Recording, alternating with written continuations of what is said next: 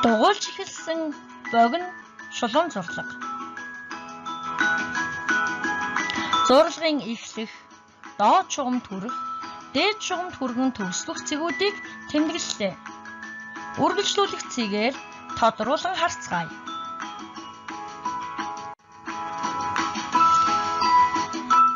Дугуйлж эхэлсэн богино зурлагыг бичгтээ мөрийн доод шугамын жаахан дээрээс эхлэн баруун доош нь дугуйлан мөрийн доод шугамд хүргээд дээш эргүүлэн дэвтрийн налуу шугамаас арай илүү налуутайгаар үргэлжлүүлэн дээд шугамд хүргэн төгсгөнө.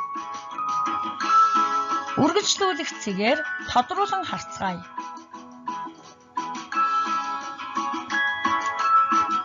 Эхлэх болон шугамд хүрэх цэгүүдийг тэмдэглэлээ. Цэгүүдээ холбон бичцгээе.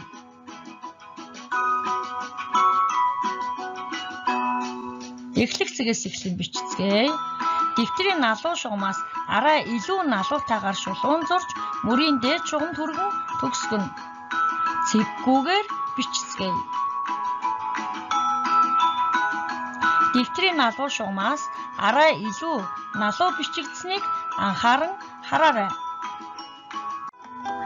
Хүүхдүүдээ цэвэр сайхан бичиж сурахын тулд үзгээ зөв барьж, дэвтрээ зөв тавиад зөв суугаарай. Үүний зэрэгцээ бичих амархан видео хичээлүүдээ үзэж, зурлаг, цифрээ дэгийн дагуу зөв сайхан бичиж сураарай. Амжилт хүсье хүүхдүүдээ.